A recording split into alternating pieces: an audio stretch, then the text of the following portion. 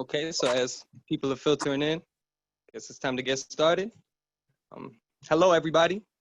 I'd like to welcome you, the Penn State Berks community, to our SGA-sponsored Berks Town Hall event. I'm Michael Schott, president of the Berks Student Government Association, and I'm here today representing the SGA, along with... Thank you, Mike.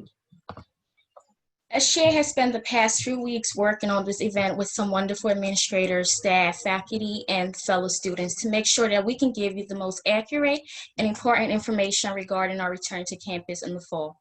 Penn State Berks is working diligently to cultivate a unique learning environment, both safe and engaging for students. We have a lot of great people here today from various departments to talk about what this upcoming semester would look like, as well as to answer any questions you might have regarding the return to campus. Please put any questions you have for our speakers in the Q&A session. Speakers will then go back in and provide answers to the chat when they're done speaking. Thank you. So thank you, Listine. And on behalf of SGA, I want to say that as we continue to find new ways to create, cooperate, and coexist in this virtual learning space, I hope that everybody can keep an open mind and a positive outlook on things. It's going to be challenges for sure, but there's also going to be a lot of new opportunities for connection and growth. Even now, we're able to reach more people than we were ever able to before through the Zoom-facilitated SGA Town Hall. We're taking these steps and embracing the challenge because we value the health and safety of our Penn State Berks community, your health and safety. SGA is here to do everything we can to support you and help you succeed in your academic endeavors. And the same goes for the administrators, faculty, and staff members of Berks. We're doing our best to help you embrace this quote unquote new normal with some optimism, remembering that we are Penn State for a reason, because we adapt, innovate, and overcome to improve ourselves and our communities. Our next speaker is somebody who embodies that energy and does incredible work for the community at Penn State Berks. Please allow me to welcome the Chancellor of Penn State Berks, Dr. Keith Hilkirk. Thanks, Mike. Thanks, Listine. I really appreciate your leadership, and I want to thank SGA for taking the lead on this. As everyone knows, we at Penn State Berks and Penn State University, along with the rest of the country, are living through a very challenging time.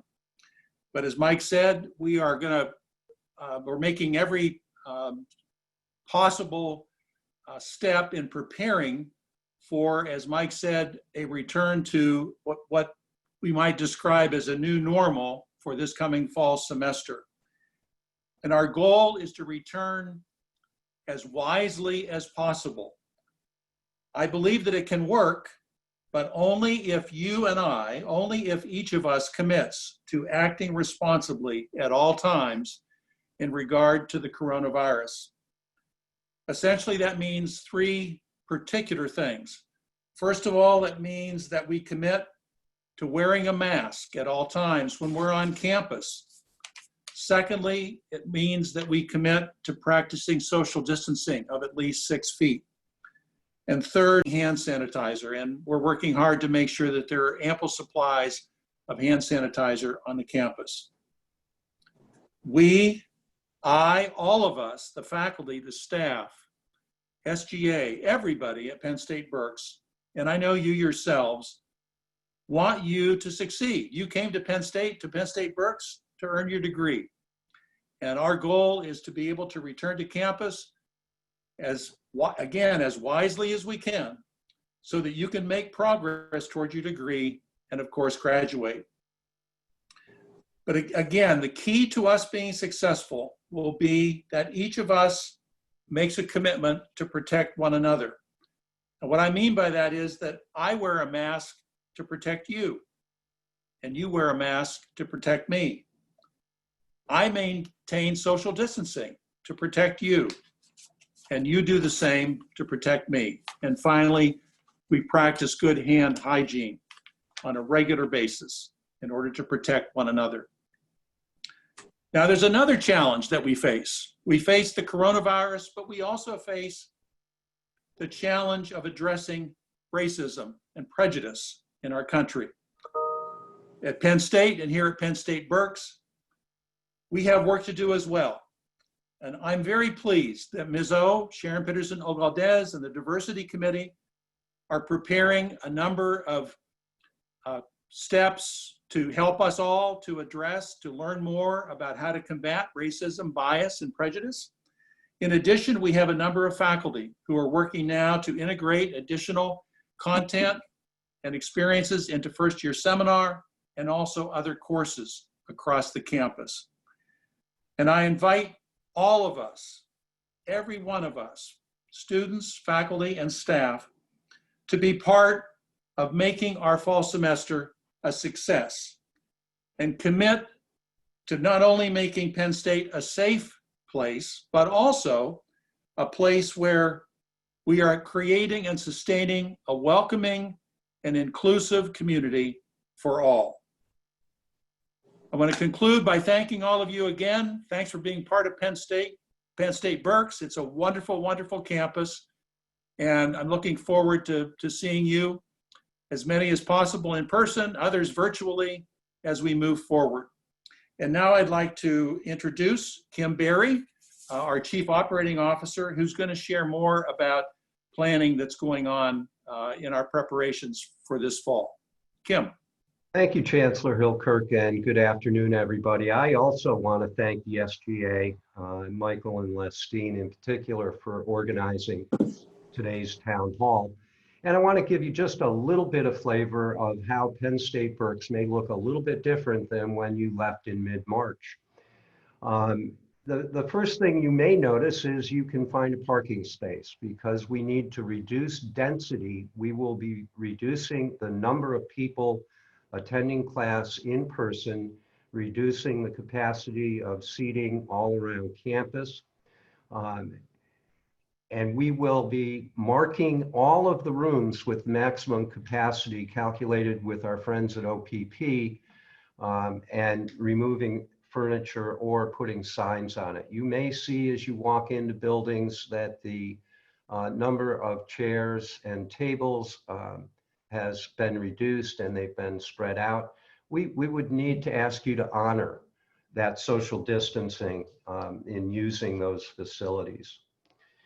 A number of our classrooms are small enough that with the social distancing required, they probably are not going to be in use as classrooms, and we will be identifying those for student use between classes or to attend class virtually through Zoom. Dr. Hilkirk mentioned the importance of masking, and it's important that you not only mask, but that you mask properly, and that your mask covers both your nose and your mouth. The university has acquired 500,000 cloth masks that will be distributed. Every student, every faculty member, every staff member will receive 2 of those, and we will be announcing the distribution plan for that shortly before classes begin next month.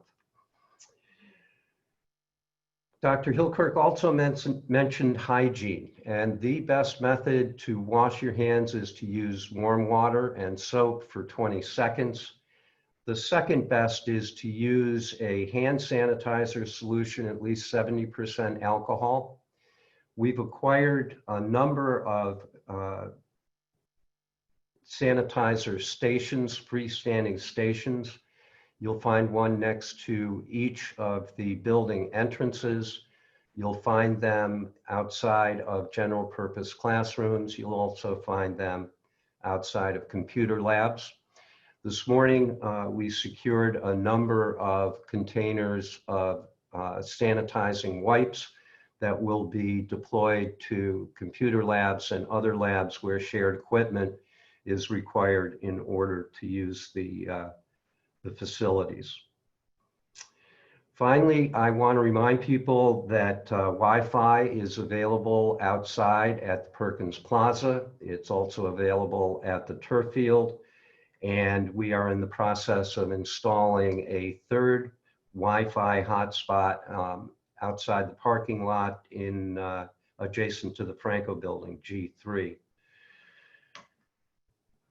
There is a website I want to refer you to. It is virusinfo.psu.edu. There you can find hundreds of FAQs with answers to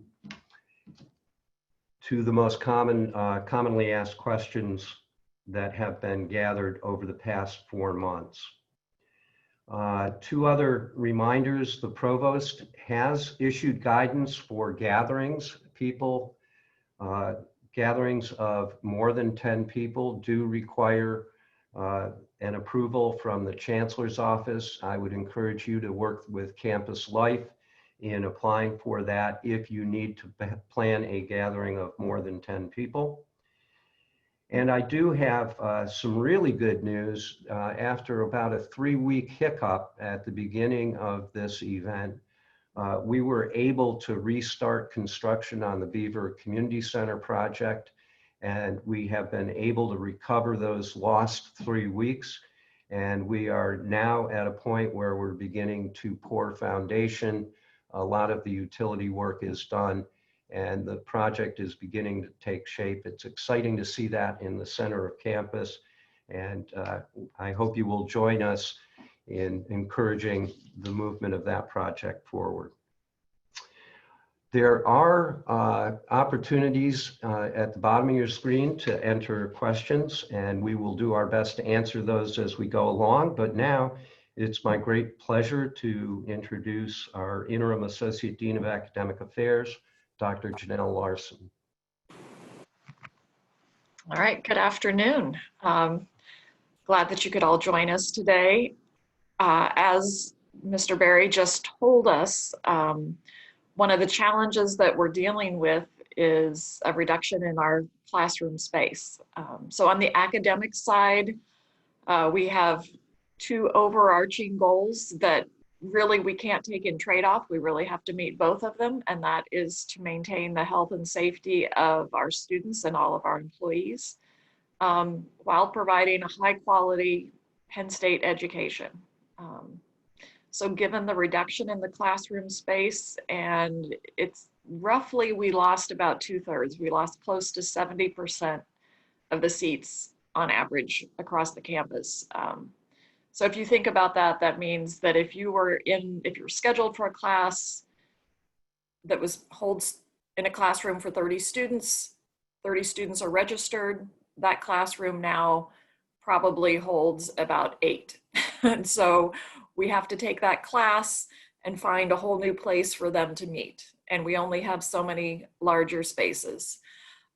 So we're converting the auditorium into a classroom space, and we're converting the MPR, the multipurpose room in Perkins, into a classroom space.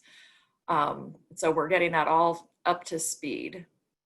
And when you go into Lion Path, you can see that the classes that you registered for last spring are all in new rooms, and it's because of the changes that I was just describing. Our old rooms are not big enough anymore. We also had to move some fully online. So right now you've probably seen Penn State has 4 modalities, 4 ways of offering courses this fall. One is sort of a traditional face-to-face. I say sort of because the classroom have been all reconfigured, so everyone will be 6 feet apart. So those of you that are familiar with the auditorium, you know how large it is. The capacity there is now 67 students. So face-to-face means you're still going to be spread out. And the majority of our fully face-to-face classes are really our labs, where we really felt like we had to have that sort of interaction between faculty and students. The second modality is called mixed mode, and that can play out in a variety of ways. A common way for faculty to handle a mixed modality would be to divide the class up. Let's say you divide the class into thirds. 1/3 meets on Monday face-to-face, while the other 2/3 are on Zoom, and then you rotate that through Monday, Wednesday, Friday, or comparably Tuesday, Thursday, it'd be half and half. Sometimes they're doing them more like a traditional hybrid class that also has mixed modality.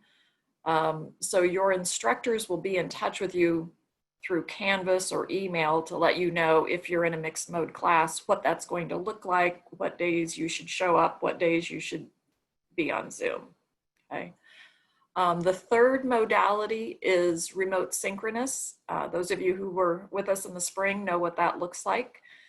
That means that the class would still be taught synchronously, as much like a traditional class as possible, but the instructor and all the students will be on Zoom. And then finally, the fourth modality is web courses, or fully online. And those are asynchronous, meaning that while you'll have regular deadlines, you won't have a common meeting time with the class. And most of the courses that we're offering as web classes were already web classes before COVID accommodations. Okay. So I know that's a lot to take in. I know that it can be confusing when you look at your schedule to see the changes. But as I said, we'll have faculty members, instructors reaching out to all the students to let them know what to expect. If you'd like to have changes in your schedule, if you now prefer to have more classes remote or more classes face-to-face, I would encourage you to reach out to your advisor to help facilitate that. Okay. So as we're considering advising, that's a good segue to our next speaker. I'd now like to introduce Paula Plegman, who's the director of the Academic Advising Center here at Penn State Berks. Hello, everybody, and thank you, Janelle. Thanks for tuning in today so you can learn about this important information. I'm going to talk a little bit more about how these changes may have impacted your schedules. So first and foremost, if you have not gone into LionPath to look at your schedule recently, I highly recommend that you do that so you can take a look at what you've got. You'll be able to see what it looks like and the method that the courses are going to be delivered in from your student schedule. Also, the mode that the class is being taught in is the mode that you will be expected to perform. So for instance, if it is a face-to-face class, you will be expected to be in class for that class period. As you are looking at your schedules, there's some things that you can be thinking about. First, it was mentioned, Kim Berry mentioned there will be spaces on campus for students to use to participate in Zoom classes. So if you do have classes that are back to back and some are in person and some are Zoom, you will be able to do that from campus if you need to. You don't need to go back to your home space to be able to do the Zoom. If you are considering making changes to your schedule, you can do that using the drop add function in LionPath. So both Schedule Builder and the class schedule identify how the class is going to be taught. So that in that way you can make changes. As a note for you, for classes that are being taught in person, instructors will not be able to increase the capacity of those classes. So they will not be able to increase the number of students participating in those classes. So just keep that in mind as you're looking at what's being offered and how many seats are left in those classes. Something else that you may have heard is that you may be able to take classes at another campus. And that is true, but you cannot schedule those classes yourself. You need to schedule them through the campus registrar at that campus. And you will only be able to be enrolled in those classes if there are seats available 7 days prior to the start of the semester. So that's August 17th. So it is a plan that could work, but I highly recommend that if you're thinking about doing that, that you have a plan B in place so you're still carrying the total number of credits that you're interested in carrying this semester. Finally, I have a couple of notes if we have any international students with us today. If you are a continuing Penn State student, in other words, you were here last year or you've been here if you were here last year, you are a continuing international student. If that's the case, you are able to study either remotely or in person. Even if you are remote and you are not here in the United States, you will need to still carry 12 credits. You need to be full-time in order to keep your SEVIS record active, okay? If you are an incoming new student to Penn State and you plan to study in the United States, you need to take at least one in-person class as part of your class schedule in order to stay eligible to remain here. For any student questions who are international, what you want to do is send your questions to istart.gp.psu.edu. So it's istart.gp.psu.edu. As Dr. Larson said, if you would like to make changes to your schedule and if you would like assistance with that, please reach out to your assigned academic advisor. You can see who they are in LionPath. If you need additional assistance, you can contact the Advising Center office. Our number is 610-396-6280. And next up is Ms. Erica Pulaski. She's our Director of Enrollment Management, and she's going to be speaking about financial aid and veteran certification. Thank you, Paula. Hello, everyone. On behalf of everybody in the enrollment management team, we miss all of you students very much, but we hope you're doing well and are so glad to connect with you today. I'm going to be talking a little bit about financial aid and veteran certification in particular. If you are a returning student to Penn State Berks, you may have heard by now that our Associate Director of Financial Aid and our lead veteran certifying official, Dr. Judith Ryle, passed away earlier this month. And while this is a very hard time for our team, we want you to let you know that we are still here for you to help you with all your financial aid questions and veterans to help you get certified for all of your veterans benefits.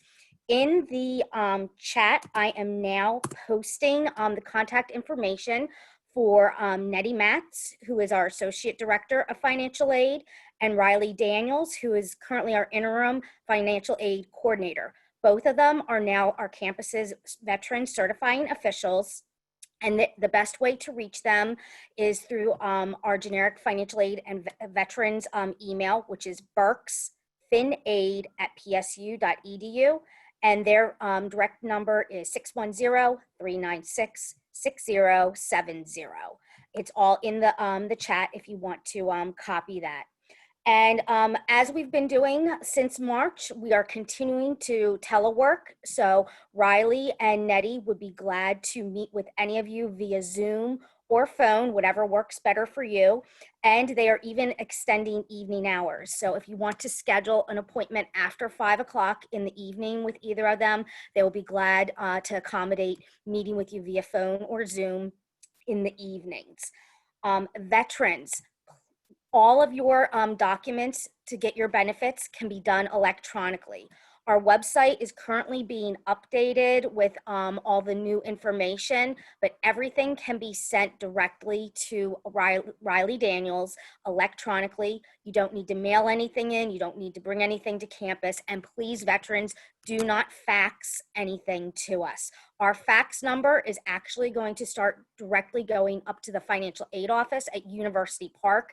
So they only want financial aid documents if you're faxing them. It expedites everything. So if students are going through verification holds or need to prove residency or things like that, everything will automatically go up to the financial aid office at University Park from now on. Veterans financial aid up there has nothing to do with certification. So please do not, once again, fax anything.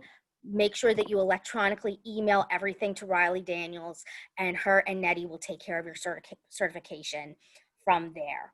Also, for students who are returning to Berks and are waiting to hear about one of our returning student endowed scholarships, those are a little bit delayed being added to your account, but I was told that by the end of next week, any student who is receiving a Berks scholarship will have that added to your financial aid award package by the end of next week.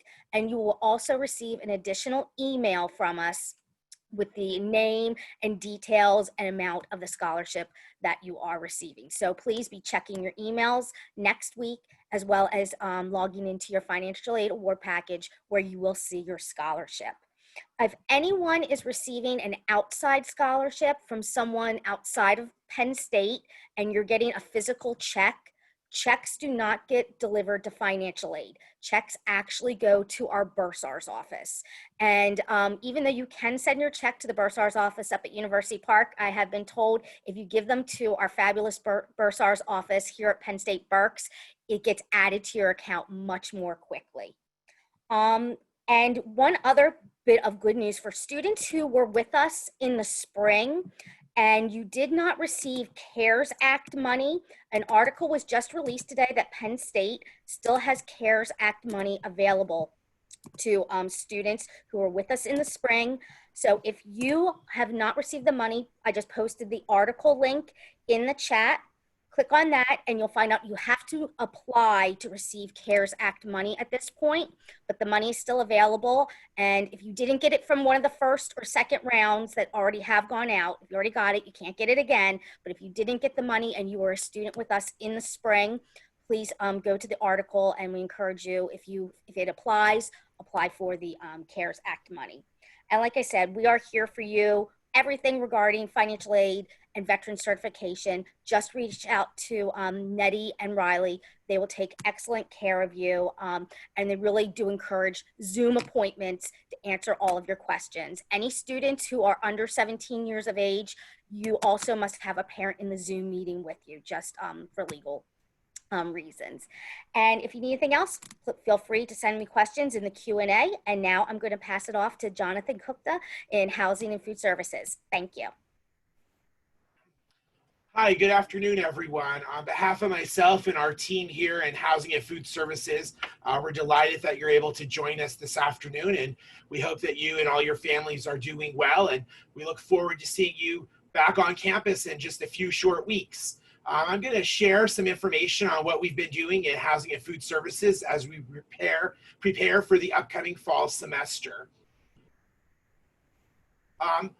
In our housing area, in our residence halls, this semester we'll be having single rooms and double occupants rooms, as we typically do. So nothing's changed. We've had some questions about that. So rooms will continue as they are and have been assigned, either with 2 occupants, or if you have selected a single room, you'll be in a room by yourself. We are going to be doing sanitizing and high-touch area cleaning 2 times a day in our common areas. For arrival weekend, our space occupancy in our lounges and our common areas, our Ivy kitchen, are going to be closed through arrival weekend and will reopen on August 24th. When we do reopen those spaces, you will notice that there'll be some limited seating available in those areas so that we can make sure that social distancing is done correctly. Also, for this upcoming semester, to start off, there'll be no guests permitted in the residence halls. So you'll only the students that are living in the residence halls will be permitted in them. There'll be no guests, as well as no overnight guests. We have decided to take Cedar Hall and Greenbrier Hall offline for the upcoming academic year. Those 2 residence halls will be for any students that need to be in self-isolation or self-quarantine. If that would be the case, we will be delivering meals in conjunction with Residence Life to our students in those areas. Some of the signage I wanted to show that you'll be seeing around the residence halls, our Stay Well program that the university has implemented. So you'll notice signage throughout our common area space and in our lounges, which will advise students on where, which seating is available and where they should be able to socially distance themselves between one another. In food services, we are going to be having all of our stations open, although you may notice some streamlined menus.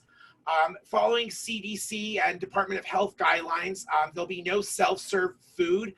So you'll be noticing this semester that there'll be attendants that, for instance, at the pizza station, will be putting the pizza on the plate and handing it to each customer rather than stations being self-serve. There will be limited seating. I did receive a question earlier in the chat about seating. There'll be limited seating available both in Telly's as well as the Cyber Cafe. We're going to be implementing a larger Penn State To Go program. Chef Joe and our manager in food services, Tom Henry, have been working on implementing a new Penn State To Go initiative. So you'll notice that. This semester, we'll also be implementing cashless. So all students should be using their ID Plus card for their meal plan, or Lions Cash, or a credit card for payment. We're super excited to be unveiling a mobile ordering initiative this semester, which I'll talk about in an upcoming slide. And finally, our operating hours. Our hours are going to be changing a bit, both in Telly's and the Cyber Cafe for the upcoming year, to allow our staff to do some more in-depth cleaning each evening. As I mentioned earlier, our mobile ordering app is going to be part of the Penn State To Go. You could download our Penn State Eats on that, and you'll be able to order pizza, sandwiches, different coffee, drinks from the Cyber Cafe from your phone, and they'll be at a station where you'll be able to just come in and pick those up. So we look forward to unveiling this new program at the start of the semester, and look forward to everyone downloading our Penn State Eats app. Our tentative arrival dates for the fall semester are August 20th and 21st will be for first-year students. Our returning students will be arriving on Sunday, August 23rd. There'll be more information coming out regarding arrival. We are looking to do a similar process as we did for move out, where you'll schedule an arrival time using e-living. And finally, again, we saw some questions in the chat earlier about work. We are still hiring in housing and food services, so please take down Tom Henry's email address there, and please reach out to us. We're looking to have student employment both in Telly's as well as in the Cyber Cafe. Again, here's our contact information, and on behalf of all of us in Housing and Food Services, we look forward to welcoming you all back for the fall semester. If you have any questions, please reach out. There's our email address, housingbk@psu.edu. And I'm going to pass the program now on to Mark U. Black, our Assistant Director of Residence Life. Thank you. Hello, folks. This is Mark Hubeck, Assistant Director of Residence Life, and I want to thank Jonathan Cookta for talking about the housing side, folks. So I'll just try to share my screen here, so make sure everybody gets me. All right, wonderful. Well, as Jonathan Cookta talked about, this is Residence Life. So just to give you a brief kind of breakup here is, housing is more the, you know, the doorknobs, the hot water heaters, the food, making sure all those things get taken care of. We are the day-to-day operations once you arrive here. And for those returners on here, some things are going to be normal for first-year students. Things are going to be a little abnormal as we are continuing to work through this unusual time here in COVID, and we're trying as best that we can to make sure that we're providing not just a room for you arriving here on campus, but we're still providing you a great and awesome collegiate experience here here on Berks campus. You know, I always state that my expectation is that we are never our expectation is that we are to have the same exact experience here at Berks as you would have at University Park. There should be no drop off of that experience. You should be able to enjoy and have a wonderful experience here at Berks, and look back on your experience and say, hey, it doesn't matter if you're here all 4 years or if you were doing 2+2, that you love your experience here at Berks. It's my job as the assistant director, working not only with housing, but working with the DSA, Joe, with the director of student affairs, Joe Webb, to make sure that experience is solid for you. So as you see here on the screen, I'm talking about a few lovely things here about our program. You know, it's our job to provide a diverse and supportive environment. So it's our job to, again, if you have experiences, your culture, your beliefs, bring those here to Berks. We want to be able to support that. We also want to be able to have a robust debate and be able to allow an environment for you to be able to learn, but for you to be able to observe and ask questions. We want you to be able to grow here in the residence halls, not just live here, but grow here. This is your home for 9 months out of the year. You have an opportunity to kind of fill your toolbox with great experiences, great knowledge, great opportunities. So it's our job here to provide that. Our office is located in Ivy House 102. You come right through here to Ivy, and we're located on the main floor, first floor. And our office is open from 8 a.m. to 5 p.m. And after 5 p.m., we will have an on-call number that you can call and get a hold of any professional staff member at any time. A professional staff member is on call 24/7. So, you know, it doesn't matter. It doesn't matter if it's 3 o'clock in the morning or noon midday. A professional staff member is always on call to answer any questions or be there for you if you need anything. So that aspect does not change for us here in residence life. Even though we are in COVID, we're still going to go out and respond. So I'm going to talk about some of the things that we have here.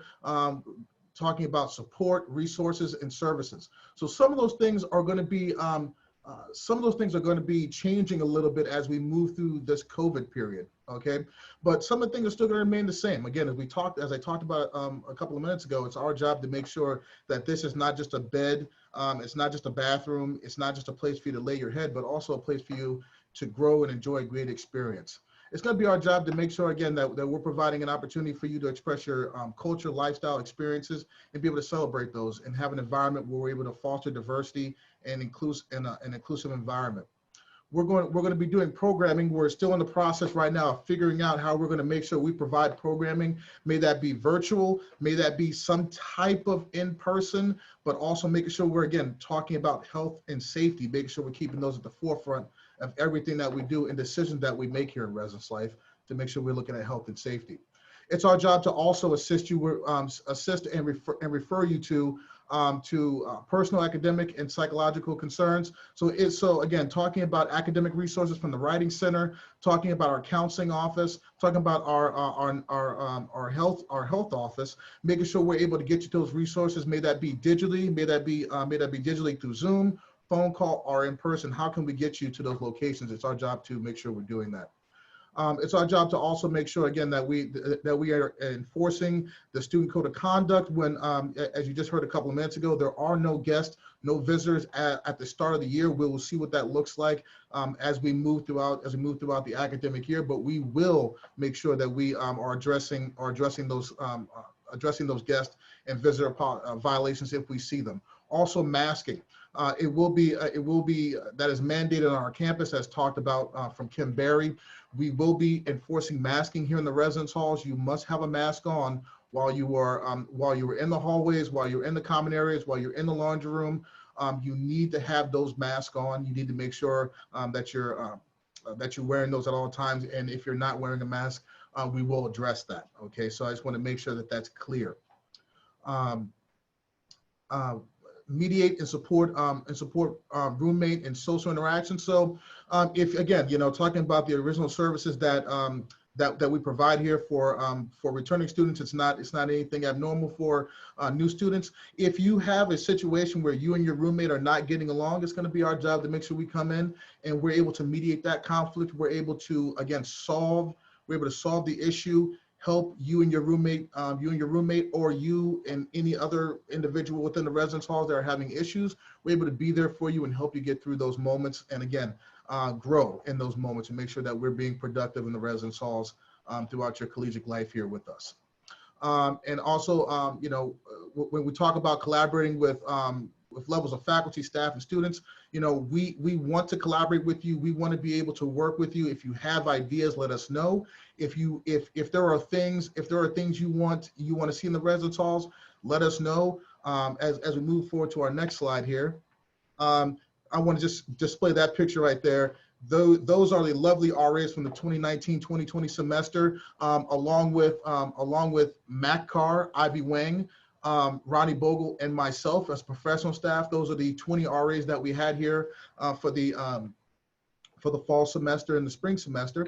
And you know, as I talked about here, 4 professional staff members. As me being the assistant director, I oversee the 2 coordinators, and I also oversee the entire department with the RAs, our resident assistants as well. But you know, that's our information right there. That is our Instagram and our Facebook. So if you folks want to follow us and see what we're doing out there, Ivy Wang and Matt Carr put on great virtual programming from making pizza to making, you know, whipped coffee. They do a lot of really great things, and we look forward to seeing all of you folks arrive here on arrival day. We're waiting for you folks right now. We're getting antsy. We want you folks to arrive here. But again, be safe, do the things you need to do to make sure you're safe before arriving here to our campus. And when you are here, again, please follow the health and safety guidelines set forth by the university and set forth by the CDC, so we can make sure we keep everyone within our community safe and productive. So with that being said, let me go ahead and stop sharing here. With that being said, I'm gonna turn it over to the lovely, great, awesome Director of Information Technology, Lisa Glass. Thank you. Good day, everyone. I just want to give you a little bit of information on some helpful tips for you for technology for the upcoming semester. We are very busy right now getting all the classrooms ready for the fall semester, but we know that there will be in-person and remote teaching coming up, so we need to be prepared for everything. So I have a website that I'd like you to check out. I know you've just been given a few others to check out, so a little bit of homework for you before the fall semester starts. And I will put this in the chat for you also. The website is keeplearning.psu.edu. A lot of great tips out there, not just on technology, but on other items for you to check out. Of course, I would like you to read the technology part of that website, especially under remote learning support. There's items out there for you, particularly if you do not have a computer or if you do not have very good internet, that you can ask the university to help you with that. That's out there for you. Also, check out the software link that's out there. There's a lot of software that the university has available for you for free. So please do go out there and check that out and get that software. The other thing I do want to mention to you is there's a program that we started late in the spring and is definitely going to continue into the fall called Web Labs. It's weblabs.psu.edu. And what that is, it's remote access to the computers that are on campus. So what's going to happen this fall is some of our computers will be used for in-person instruction and for when you are on campus and need to use a computer, but a lot of them we can't use because of social distancing. So the ones that we can't use, we're going to block off so that folks can't use them, and we're going to make them available remotely so that you can remote into them and you can have access to all the specialty software that we have available on the classroom computers. I will put more information out about that to everyone as we get closer to the fall semester, because those aren't quite set up and ready to use at this time. They will be though for fall. So basically, in a nutshell, that's what I have for you. We will have a lot of things ready for you as the fall semester gets closer. So I am going to turn things over now to Jennifer, our campus nurse. Good afternoon, everyone. Thank you, Lisa. I just wanted to talk a little bit about some of the things that we'll be saying the same and some of the things that will be changing about health services. So we still will be available Monday through Friday, 8 to 5. Our nurse practitioner will still be coming in twice a week, but some of the changes that will take place is that we will have the door locked at all times, and that's for just to keep the space you know, safe for everyone that would be coming in. So we won't be taking walk-in appointments. You'll have to call first, and then you will be asked a questionnaire to ensure that you aren't having any symptoms of COVID-19. And then if that's the case, we'll schedule an appointment if you are not. If you are seeming to have some symptoms, what we will do is we will refer you to where you can get some testing, and we will give you further guidance on what you should be doing, whether you should be isolating, quarantining, things like that. So we'll certainly help you with all of that. We'll help you get testing as well. But if you are not showing any signs of that and you're coming in for something else, once you do have your appointment, you'll call when you arrive. We will ask you the questions again, just to make sure nothing has changed. And then your temperature will be taken when you come into the office. If that's good, then you'll be taken directly into the exam room. So we won't have a waiting area. You won't be having to wait and sit with other people. And that's just to ensure social distancing. So then you will have your appointment, and we'll try to work as quickly as possible to get you in and out. And then we will operate the same exact way as far as being able to provide, the medications and things that we did before.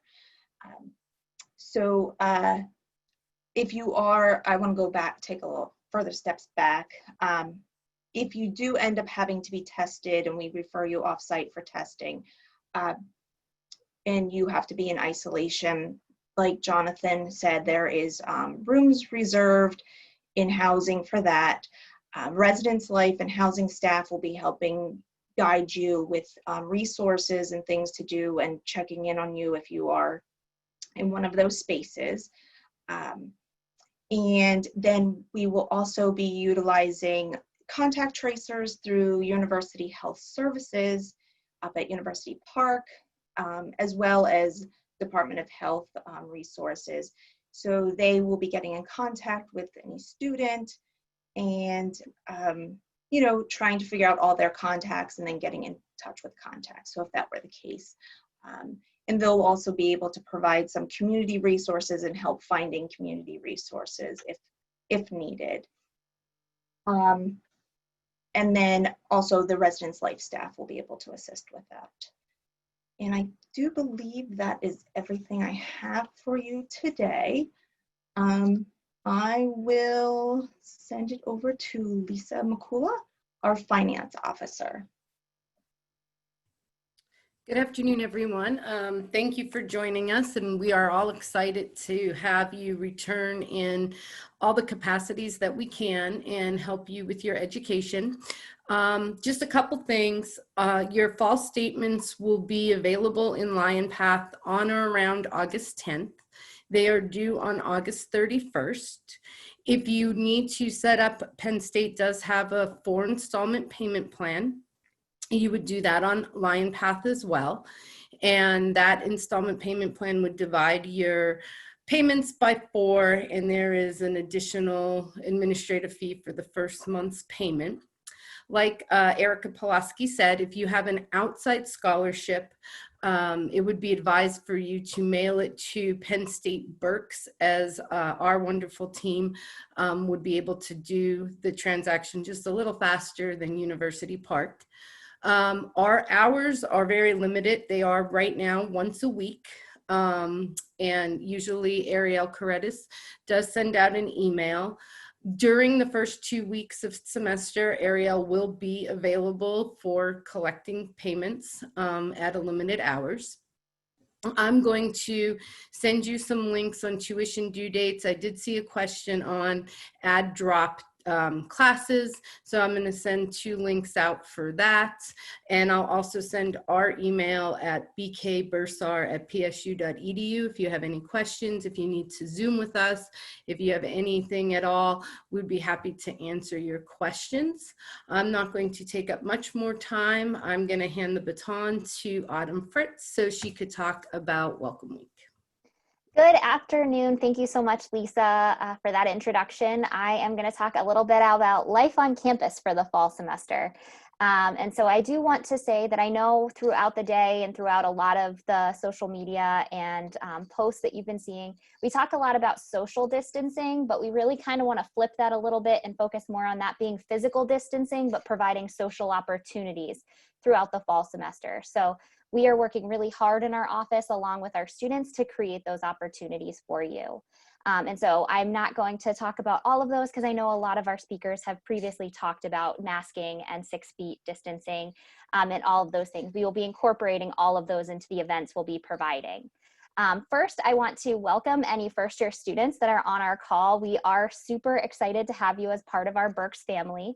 And so with that, we do have our welcome weekend, which will occur the weekend before the fall semester begins. And I'm working with the leadership team that I have to create safe and thorough experience. We really want to assist you in being as successful as you possibly can be in your first semester at Penn State Berks, but also your experience as a college student. And so the leadership team, they're poring over schedules and working on content to make sure that it's as meaningful as it can be.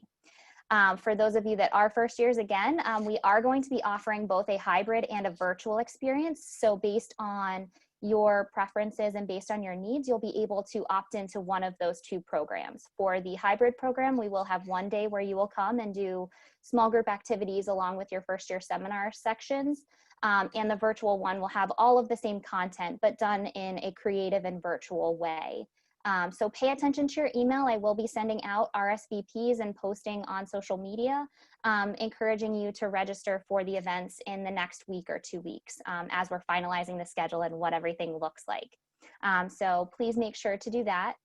In terms of our fall events, I do want to let you know that normally we would be putting together a complete semester calendar.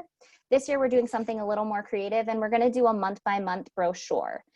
Those will be available in the Office of Campus Life, and we will more than likely have some of those also available at some of the events hosted by our office, including some of the Campus Activities Board events.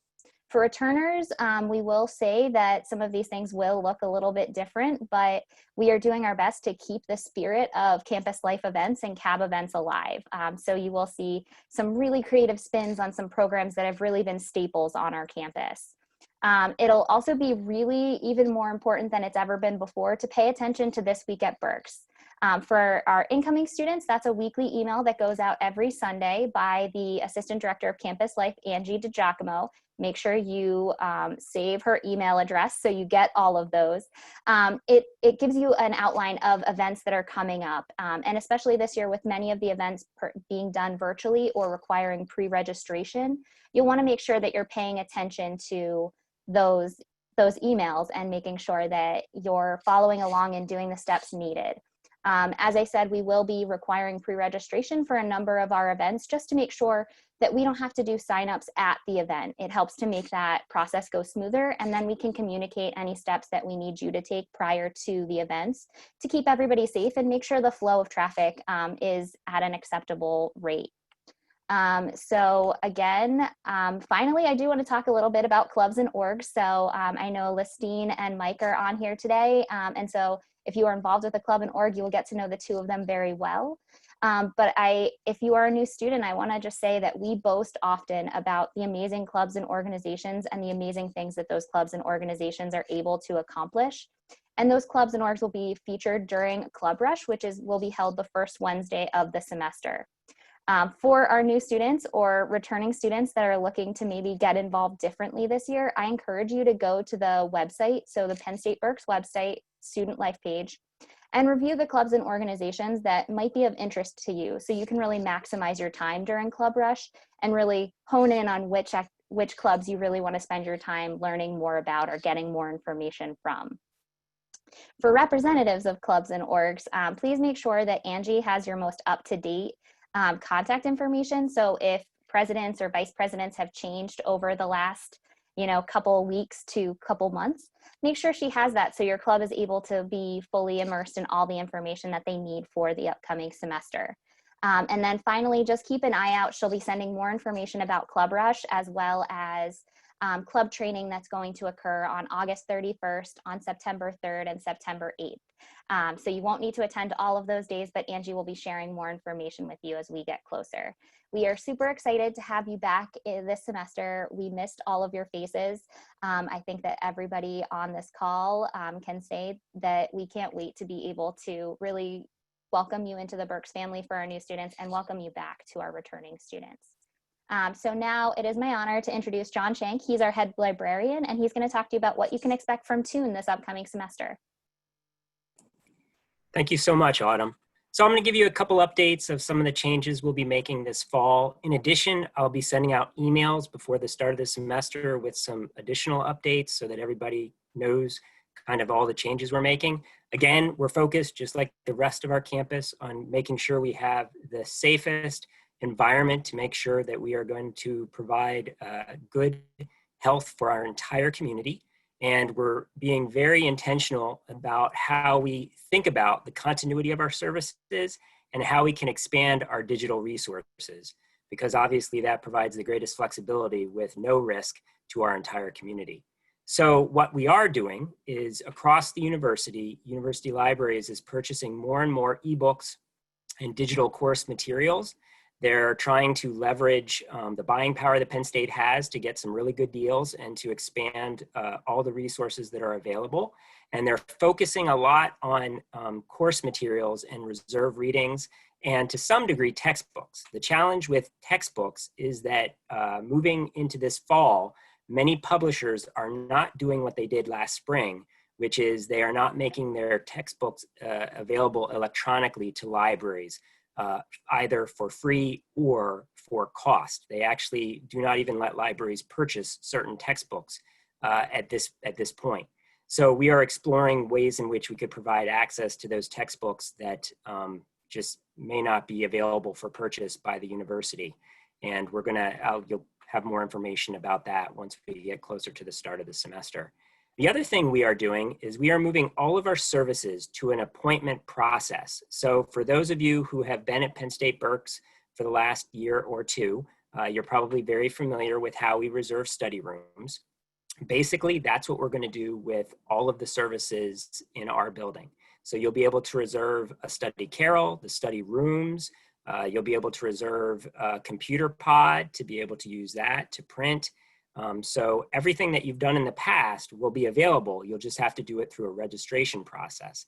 And that will be available on our website. And I typed that website address into the chat. In addition, we'll also be sending out an email that will link to it and how you would, it's a pretty simple, easy appointment system, how you'd make that appointment. What we can't do for this fall semester at this point is no longer can we provide group study rooms. So our group study rooms are being converted to individual study rooms, and they're going to be prioritized for students who need to basically connect remotely to their course, because all of the group study rooms have a computer that can be used in a Zoom situation. So you'll be able to reserve those if you are not able to participate physically in your class, but need to Zoom into it. Additionally, we're not going to be able to have group tables anymore. All the tables will be individual, and you'll be able to reserve those. And we won't be able to allow students to kind of just hang out in groups in our building. So everybody will be there with an appointment for a specific service. And that's how we'll do things for the fall semester.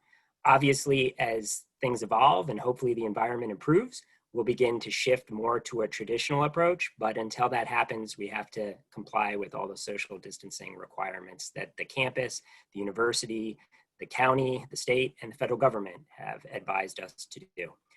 The librarians will be working remotely the entire semester.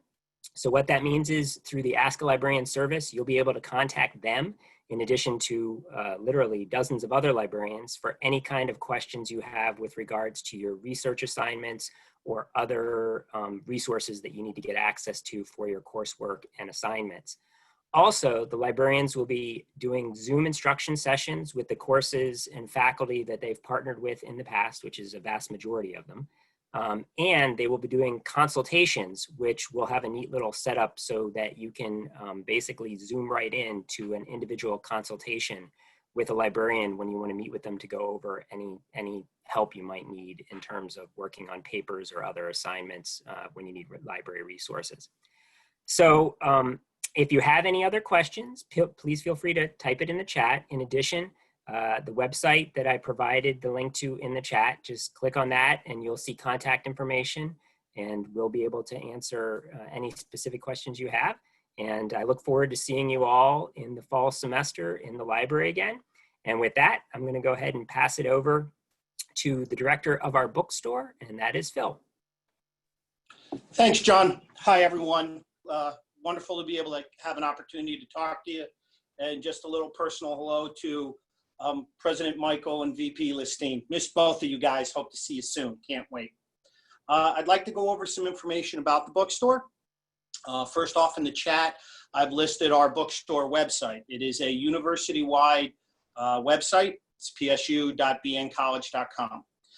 There at the website, you'll be able to put in all of your textbook information from your class schedules to develop a book list, as well as to see all the information that is required for each of the classes, and what options we have. If you'd like to rent a book or if you'd like to purchase a book, all of those options are there. Currently, the bookstore is not open for in-person shopping. It hasn't been since March when the campus closed, but we will be opening the first week of classes for some in-person shopping. It will obviously be limited with the COVID guidelines. And the hours will be limited so that we'll be able to be cleaning, and we will have up like the plastic protection guards that you see at the registers. There'll be social distancing tape on the floor. So we will be following in accordance to the proper guidelines. As of right now, if you'd like, you can place any book orders that you'd like online. We are filling daily. Excuse me. We are filling daily. If you submit an order today, it's gone out within 24 hours, and usually it's a day or two shipping time. For the fall semester, the bookstore will again be offering free shipping. It's free shipping over $25, which will obviously be covered with a cost of a book or two. But we are able to fill orders every day.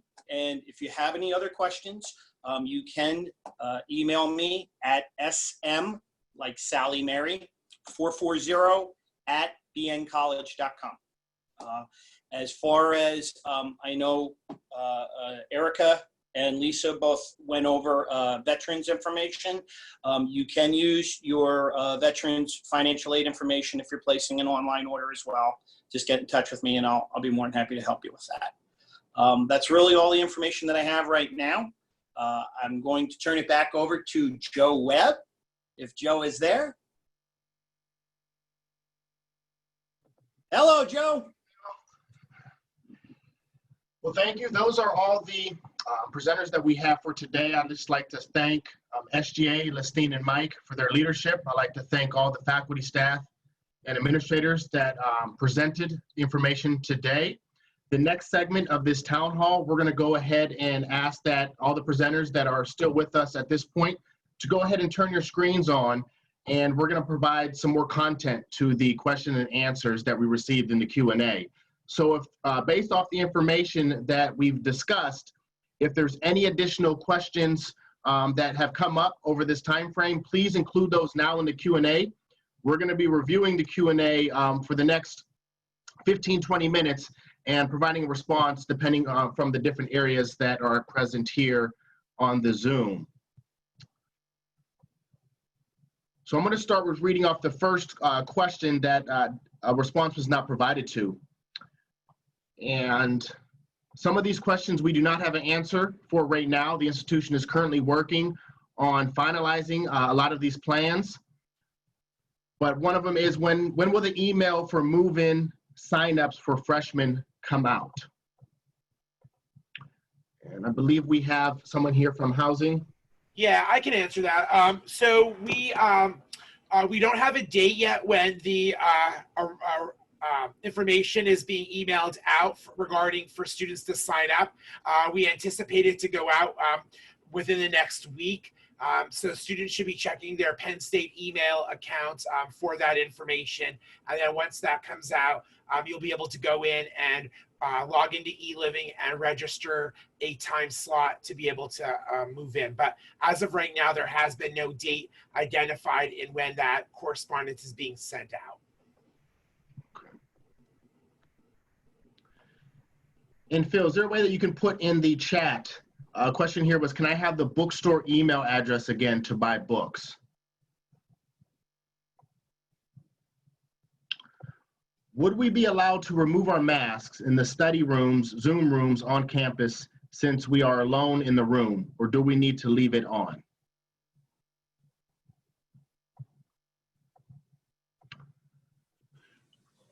Joe, I think I can respond to that one, at least based upon what I currently understand, which is that masks are required except when a person is alone and not near anyone else. For example, when someone is in their own private office. Other than that, masks are required at all times. As far as the study room, I think if the person is completely alone, from my perspective, I think that it would be okay to remove the mask, but we are going to make sure that all of us are abiding by the university guidelines, which again require masking both inside as well as outside whenever we're in proximity to any other people. I'm going to ask Kim Berry to jump in there as well and share his. I had trouble unmuting. Yeah, the policy is if you are in a private office or a private room and the door is closed, no one else is there, you're allowed to remove your mask. This next question refers to the Penn State Go app. And what was previously discussed was the Penn State ordering app that is now being put in place. They're asking if this particular app will be a function on the Penn State Go app, or will it be a separate app in itself? So I think Chef Joe's on the call here, so I'm going to let him talk a little bit about the Penn State mobile ordering. He's our representative here at Penn State Berks on that program.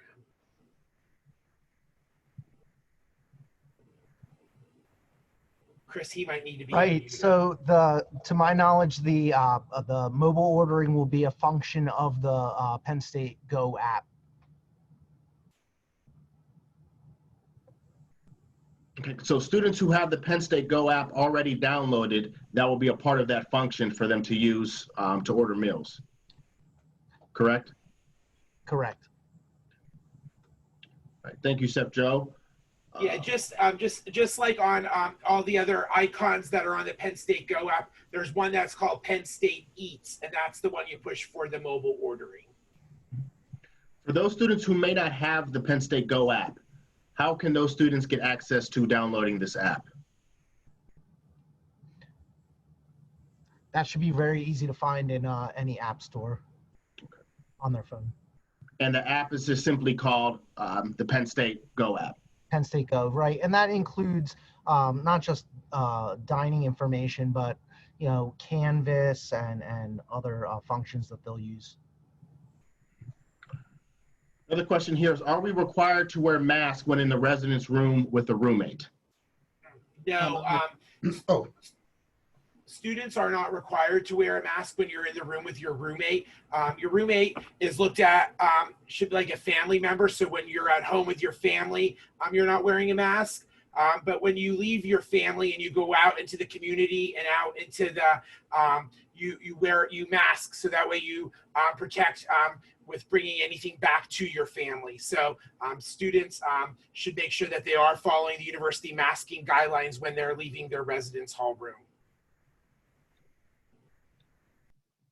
For those that were not available today, how can they view this at a later date? We have recorded today's town hall. The Zoom link to access the town hall will be sent out on the student listserv, as well as it will be posted on several of the different Penn State Berks social media websites. Another question here is, will the gym be open? And if so, will it be a place for social distancing and avoiding overcapacity? As of now, we are reviewing guidelines for reopening the gym and the weight room facilities. There will be policies in place that will limit the number of students who could use those spaces at one time, as well as guidelines for social distancing and sanitizing equipment after usage. So that information is currently being finalized as we speak. Once the finalized policy for the usage of those space has been identified, information will be sent out to the students regarding the timelines and the guidelines for using those spaces throughout the fall semester. I understand no overnight guests, but can I visit friends or others in the dorms, in the residence halls? I can answer that question. When it comes to that, no. You can visit someone within your respective hall. So if you are in the woods, you can visit someone within the woods. But you cannot go over to visit someone in village, i.e. you going from one village building to another. That is to prevent any type of, as Jonathan just talked about, bringing something into another building. So no. And again, just to emphasize this, that process is for at the start of the year, okay? I'm gonna emphasize this, as we move throughout the year, those restrictions will be relaxed, but that comes down to us doing the right things and thinking about community rather than self, okay? So if we are thinking about the community and we do these things and we maintain social distancing and follow the rules, those restrictions will be relaxed throughout the year. Will career services remain in person, or will there be significant changes? I can speak to that briefly. Career fairs, at this point, we're looking at being virtual. So there will be changes. At this point, there are no in-person career fairs, but career fairs will be available for students just with the virtual option.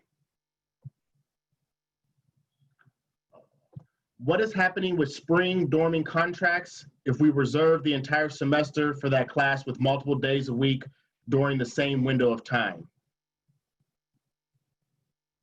I'm sorry, what is happening with spring dorm contracts if we are taking fall classes remotely and are canceling our contracts? Will we be able to have the same room for the spring? Yes, so any scenarios similar to that, you should reach out to us via either email or by telephone, and we'll put that information in the chat.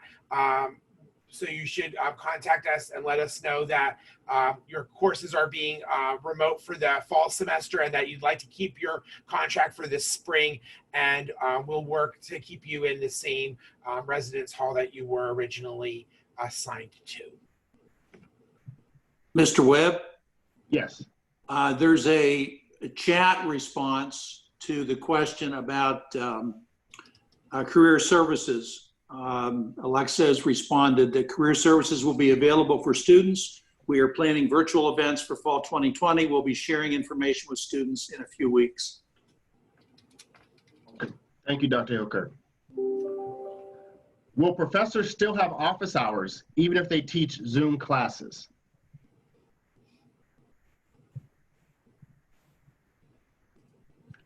And for the response to that question, professors will have office hours. Those office hours, depending on if the professor is on campus or conducting class via remote, they will have office hours that may be remote Zoom office hours where students can schedule times with their professor to meet with them for additional questions or concerns. I would recommend that every student review their syllabi in Canvas, and the instructions for that process for each instructor will be provided on the syllabus for the course.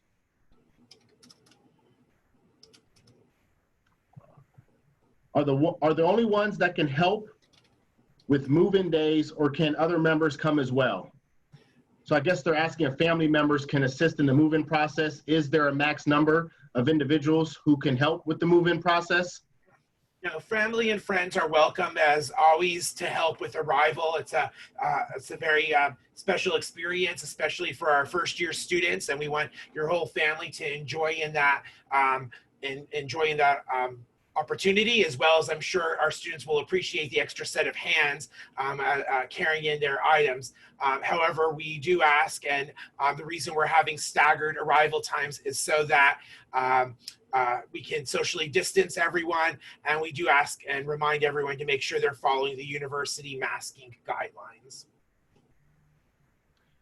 Jonathan, it's probably another question for you as well. When will freshmen get their PSU IDs? All first-year students will be getting their IDs. All residential first-year students will be getting their IDs when they check into the residence halls. They'll be getting that with their key. All commuter first-year students will be having their IDs mailed to their home.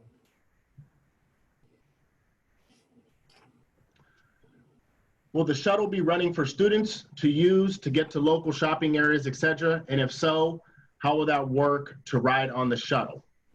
I can answer that. Unfortunately, right now, due to the guidelines with COVID, we cannot run a shuttle this year. Unfortunately, that that violates the social distancing, and we can't put any employee nor student into that unfortunate predicament. What we do ask is that you utilize the Lyft, Uber. I know Amazon and other platforms utilize delivery of groceries and things like that. We ask that you utilize those resources.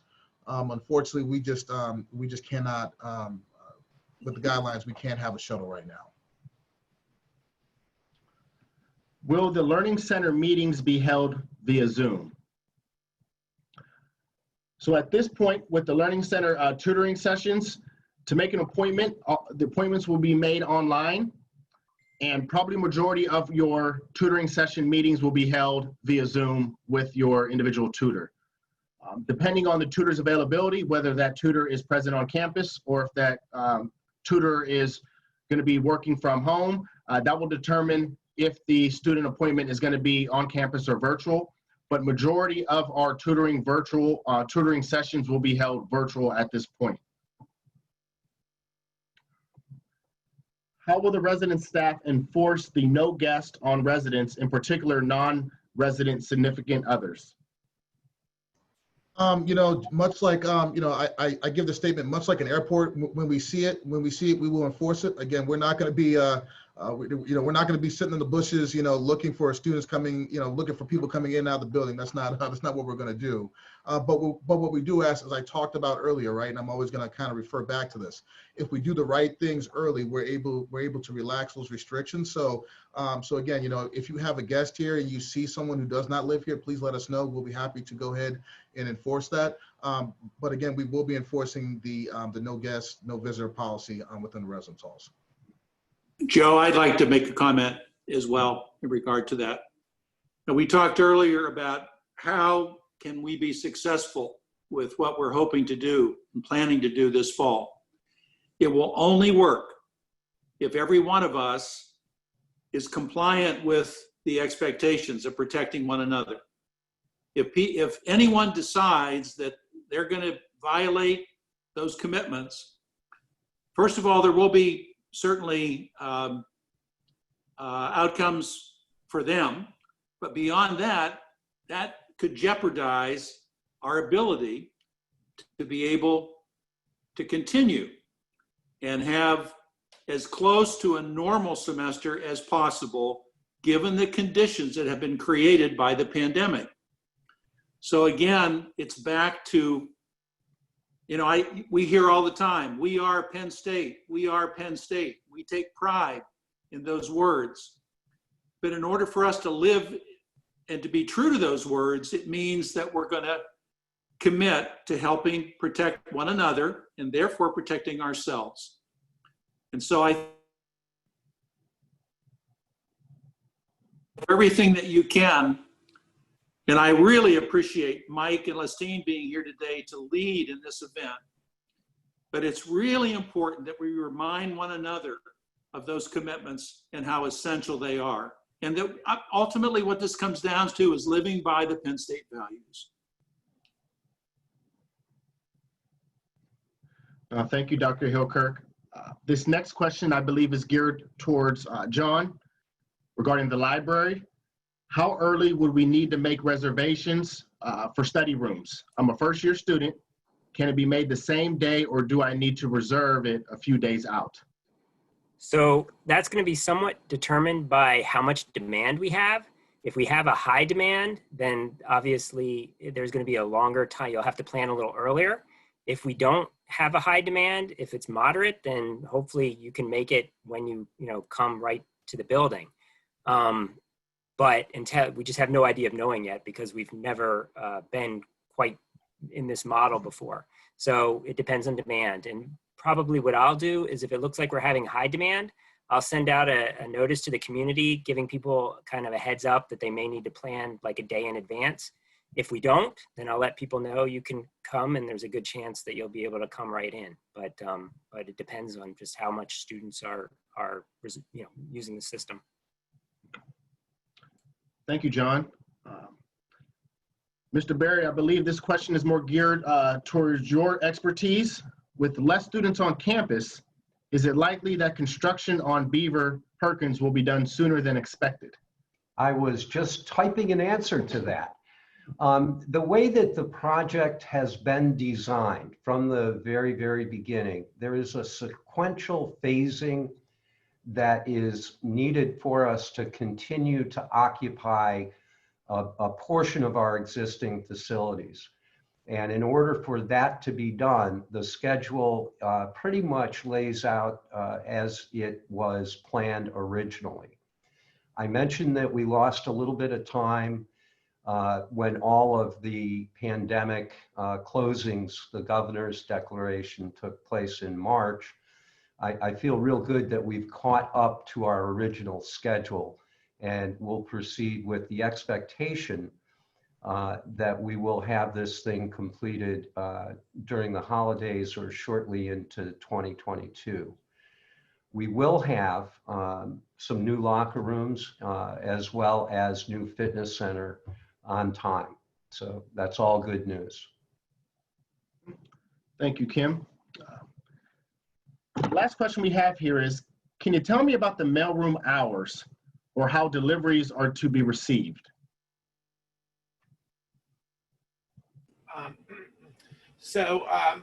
We are going to have our normal operating hours for the mailroom. I don't think we have identified exact times, but mail will still be available when students are here 7 days a week.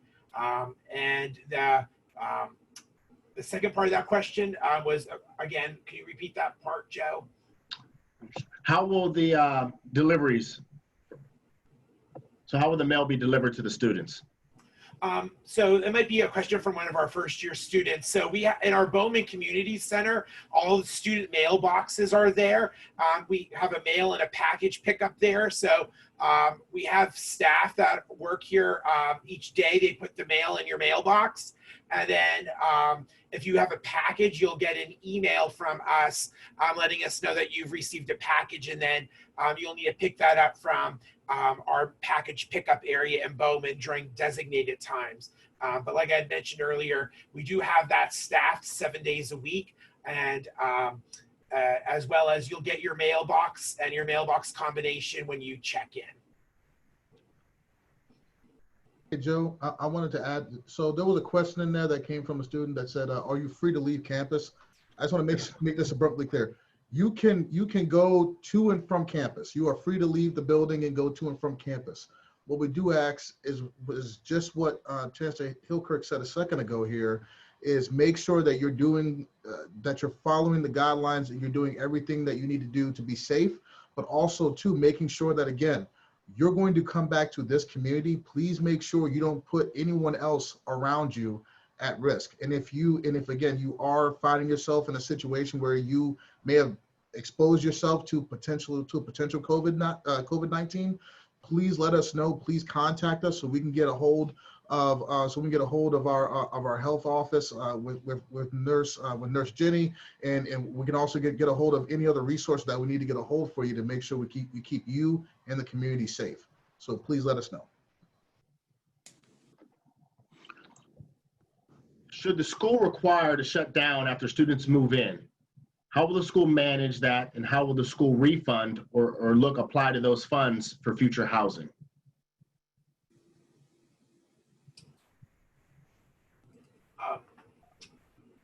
Can you repeat that again, Joe? I'm not sure I understood the question. Okay. I don't know if it's still on here.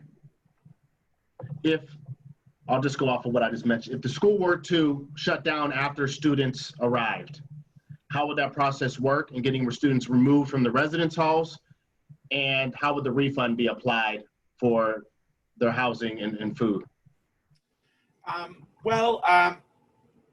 So if there would be a shutdown prior to November 20th, we